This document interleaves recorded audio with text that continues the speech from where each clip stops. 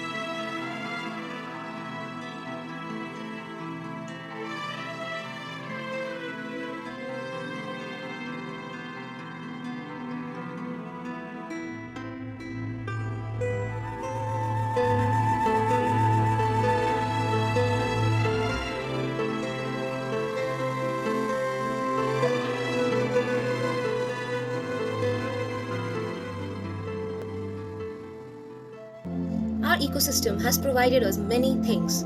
It has fulfilled our all requirements, but what we did it in return? We just harmed our ecosystem just for our selfishness. But now we have to stop this. We have to save our nature for our future survival. For that, we have to follow some steps. First, we have to keep our surroundings clean. We should throw our garbage only in dustbin, not in the water bodies or on land. These create a total mess and the growth of bacteria increases. So, keep your surroundings clean. Second, plant trees as much as you can. The growth of trees will increase the level of oxygen and we will be having clean air to breathe. Just follow these steps and encourage others too. By following these steps, we can have a better future ahead. We have proved ourselves in many fields many a times, but it's now the time we have to prove ourselves as a responsible and a caring child of our Mother Nature.